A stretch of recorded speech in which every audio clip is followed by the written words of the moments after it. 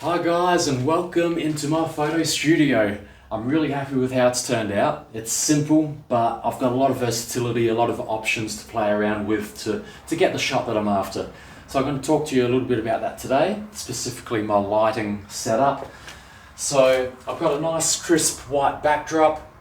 I've got a one light setup. I have one flash in here, which is the Godox V1. And it's quite a large softbox. I don't know the exact measurement, but you get the idea.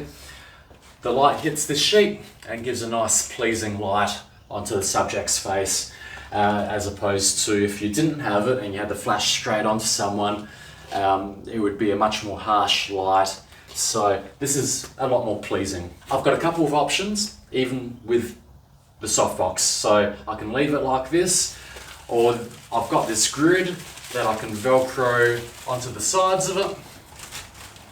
I won't do all of it, but once the grid is on, it directs the light more into your subject, so it gives a little bit more drama. Instead of the light spreading all over the place, this directs it a bit more onto the person you're shooting. I'm gonna leave it off for now, and I'll turn that back around. So we can leave it just like this. So this would just a nice, simple, one light setup, and I'd have a little bit of shadow, or I'd have quite a bit of shadow on this side, and I'd have this side light lit up. So let's give this a shot. I'll show you the results after each photo.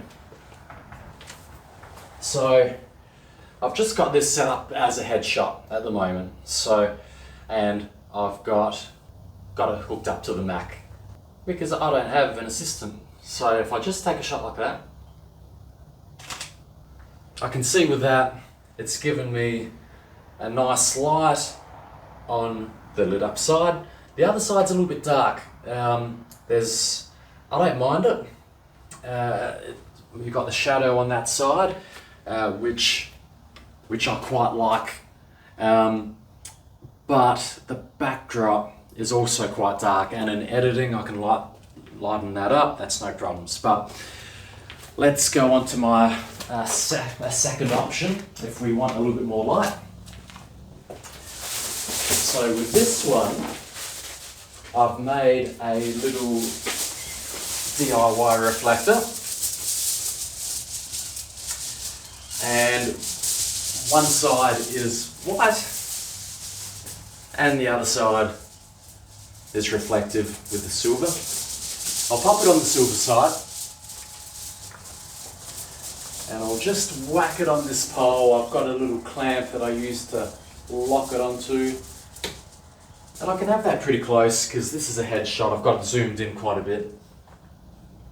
So what this is going to do, of course, it's going to almost act like a second light. It's going to bounce off of here, it's going to light up that other side of the face.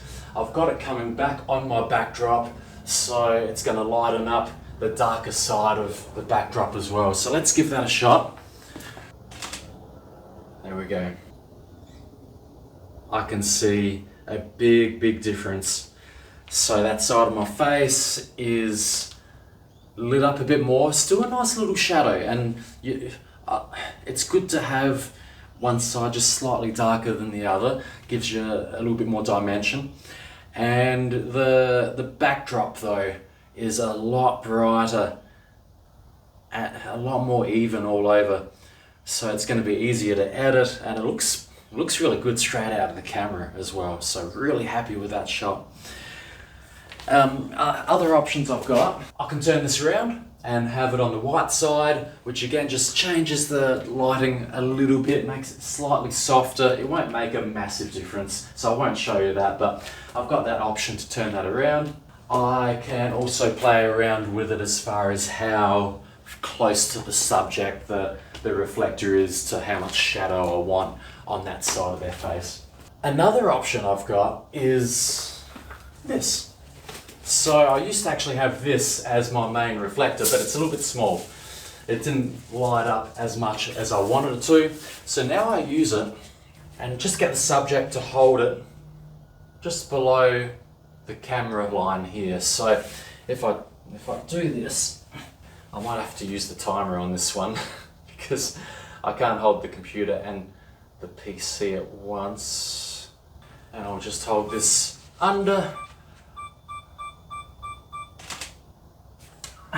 pop goes the flash, and there we go.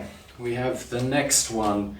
So what this has done, it's lit up the face more again because I've got a reflector close to me, as well as, well, this one's pretty close as well, but you know what I mean. I've got another reflector right on me here.